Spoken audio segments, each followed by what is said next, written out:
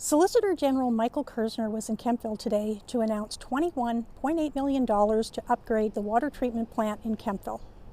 This is a deal that the municipality struck with the province in order for a jail to be built just outside the town of Kemptville. Earlier this year, we announced that we are making one of the most significant increases in correctional capacity that our province has seen in years. We're at new builds like this one right here in Kemptville of 235 beds. We will hold the criminals to account. We will put them behind bars where they belong. And today, thanks to Premier Ford, we are doubling down, if not tripling down, and sending a clear message to those who think it's okay to wreak havoc in our Ontario communities, because it's not. If you want to commit a crime in Ontario, we have room for you. In order to support the construction of the Eastern Ontario Correctional Complex, the Ontario government will invest an additional $21.8 million to expand the water pollution control plant right here in Kemptville. The Solicitor General was joined by local MPP Steve Clark and North Grenville Mayor Nancy Peckford.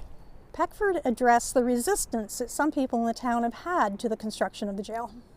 Nancy, how do you balance the fact that you're bringing in, this development, this funding, jobs to the region, with the fact that it's bringing with it something that much of the community doesn't want in this community in a jail?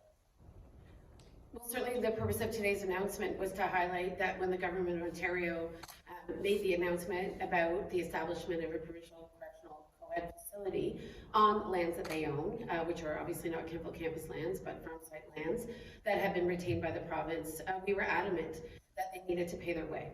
If they were going to tap into our infrastructure, that they needed to ensure that they were proportionally sharing in the cost. I'm very heartened to see that the province has stood by its word and is making the investment they said they would make 2 years ago in a letter to me. So I recognize that not everybody is extremely favorable to a correctional facility. Some are in fact opposed. We're abundantly aware of that. But the reality is that our job, my job as mayor in this community, is to ensure that from a fiscal perspective and a quality of life perspective, that we are doing everything in our power to ensure the fiscal health of our municipality and to make strategic investments in quality of life.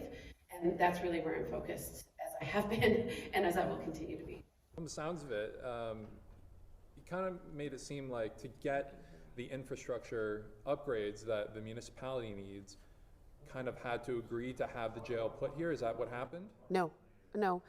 Certainly that tender was awarded even well before this announcement was finalized. But what the government of Ontario asked for when the correctional facility was announced was a certain amount of guaranteed capacity in the expanded plant. So we said, if you want guaranteed capacity, in the face of all the other things they're juggling, you will need to pay for it. So what we asked is that they financially make a contribution proportional to the share of the capacity they needed. So we had already issued the tender. We were proceeding with the expanded plant.